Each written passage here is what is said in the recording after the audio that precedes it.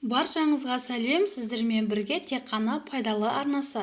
Бүгінгі пайдалы ақпаратының тақырыбы зімбір жайында болмақ. Зімбірдің пайдасы мен зияны. Достар, пайдалы ақпараттарды жоғалтып алмас үшін каналға жазылып, қоңырау белгісін басып қойыңыз. Зімбірдің пайдасы жайлы аз айтылған емес. Оның адам ағзасына пайдасы барын медицина дәлелдеген. Дегенмен, зімбірді де дұрыс қолдану керегін ұмытпаған жөн. Зімбірдің пайдасы. Зімбірдің тамырында А, С, В1, В2 дәруменімен магний, фосфор, темір, кальций, натрий, цинк және калий сынды минералды заттар, түрлі пайдалы амин қышқалдары бар. Арықтауға көмектеседі. Зімбір қанды қыздырып, айналымын жақсартады.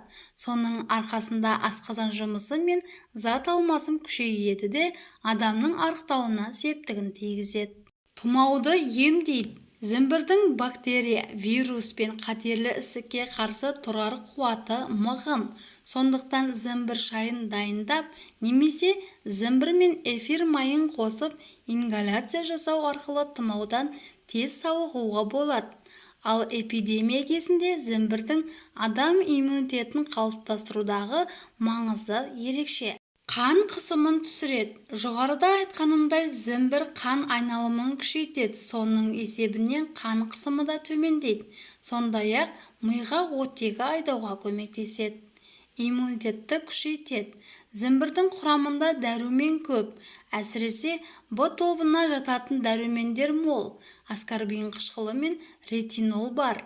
Ал бұлар адам иммунитетін күшейтуге жақсы көмектеседі.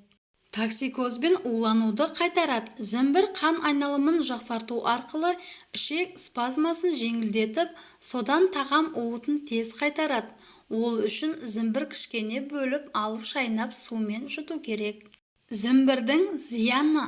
Зімбір өте қатты, уытты өсімдік.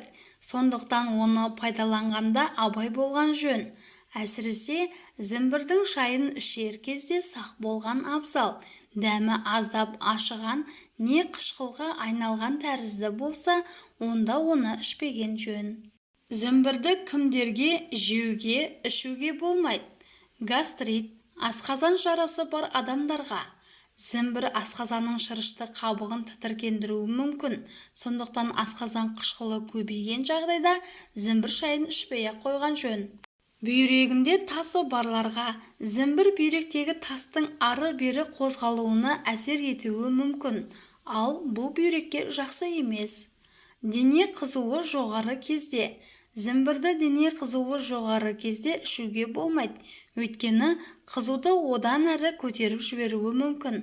Ал дене қызуы енді көтеріле бастағанда, оны қайтаруға зімбір шайының пайдасы мол.